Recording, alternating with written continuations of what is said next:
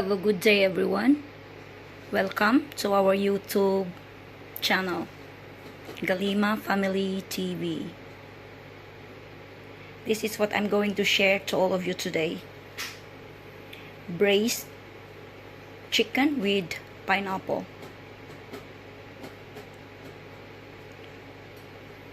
What you can see are all the ingredients for cooking the braised chicken with pineapple. So of course, the chicken, need to cut it into pieces, and also the pineapple, peel off the skin and cut into chunks. We also need white ground pepper, light soy sauce for marinating the chicken. For cooking, we need sugar, Chinese wine, white or rice vinegar, tomato sauce, we use ketchup, and cornstarch.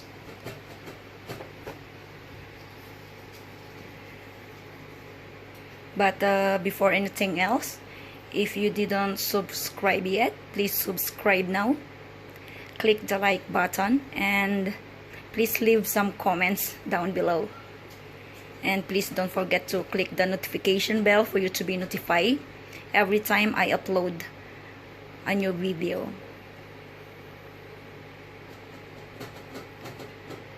So again, what am I going to cook for today is braised chicken with pineapple.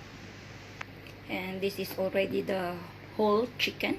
I cut it into pieces. Must need to soak it into the salty water for about 2 minutes before you rinse and dry it properly. After making it dry properly, be sure to make it dry so that it can absorb all the ingredients that we're going to marinate. So after making it dry, so we're going to start to marinate. And this is the pineapple. I cut it into chunks like this.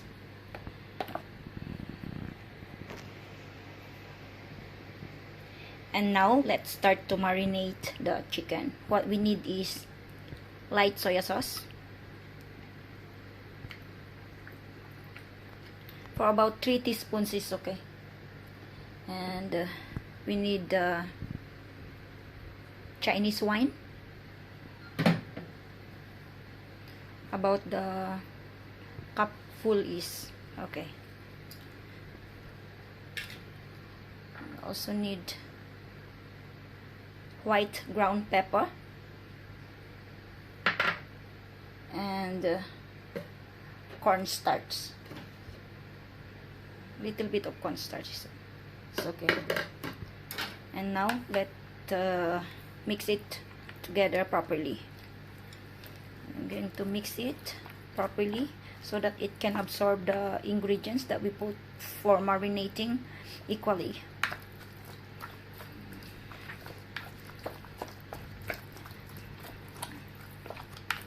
After mixing it well, we need to cover it and put it inside the fridge, or put it aside to let it marinate for about 30 minutes.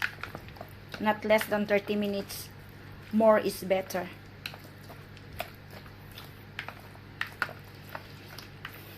Make sure that the ingredients that we put is being absorbed by the chicken equally.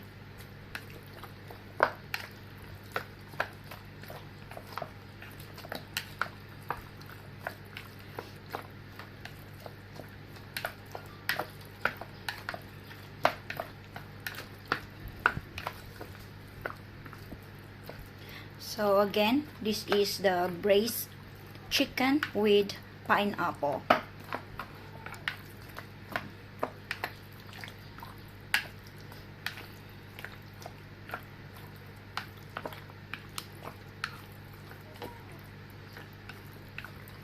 After marinating or after mixing it up together, we cover it and put it aside. Better put inside the fridge to let it marinate for not less than 30 minutes before we cook. And now let's start to cook. Heat up the frying pan.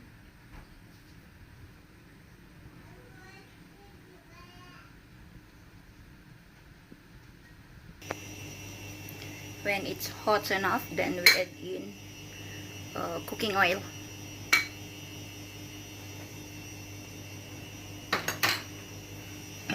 Spread out the cooking oil.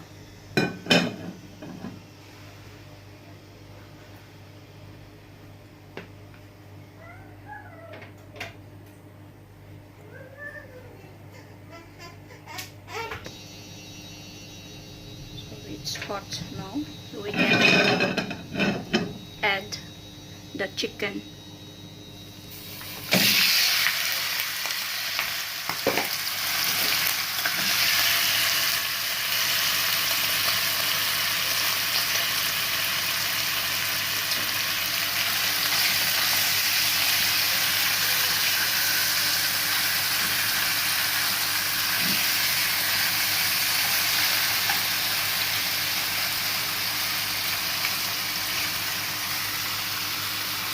Avoid the chicken to be overlapped so that it can cook equally.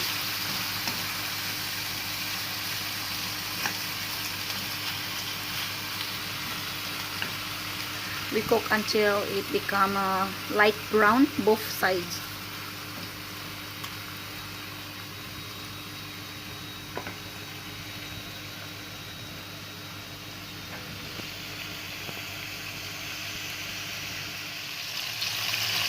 So this is okay now. So we can remove it from the frying pan.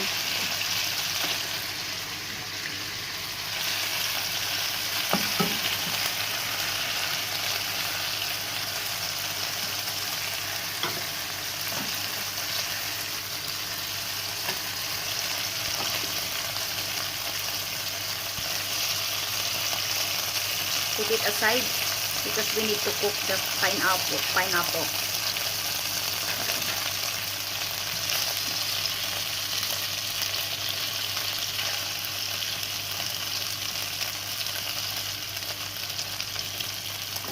Even though it's not that 100% cooked, because we still need to cook it later with the pineapple.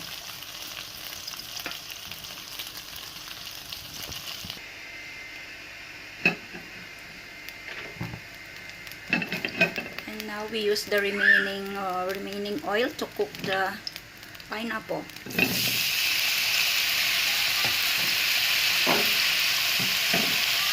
We stir and cook it for a while.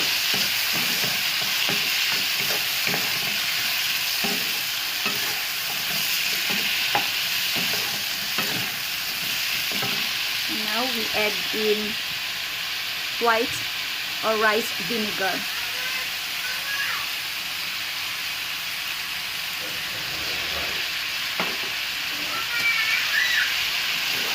Then we stir for a while.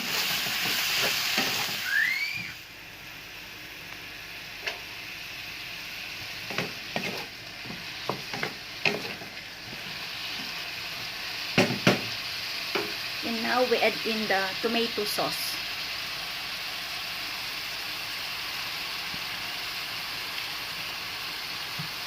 It depends to you how much you want to put.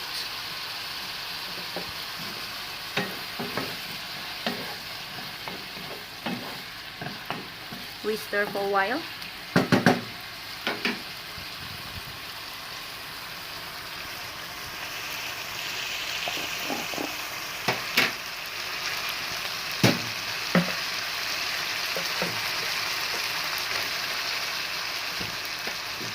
And now we add in sugar.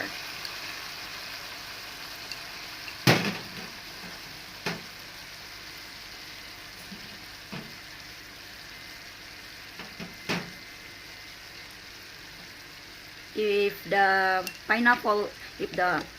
pineapple is sweet, then you don't need to put too much sugar. But if it's not, then you must manage the sugar. Then you stir for a while, and then we add back the chicken.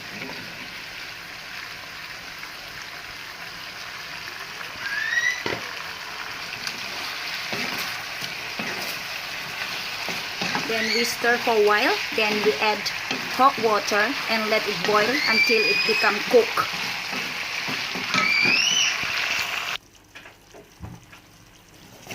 And now when it boils, then we add in hot water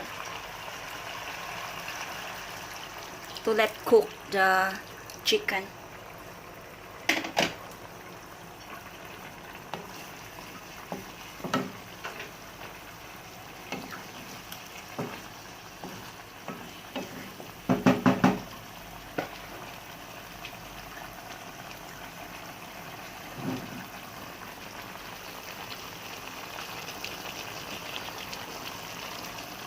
Can put the lid and let it cook until it become tender, the chicken.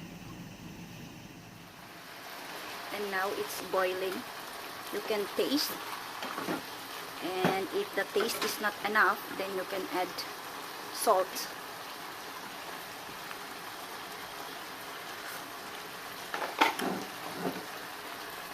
Add a little bit of salt.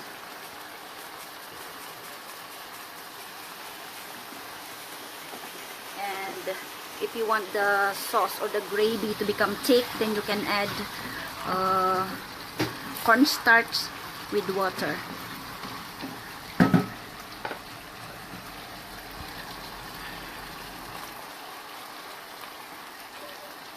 The cornstarch with water make the gravy thick.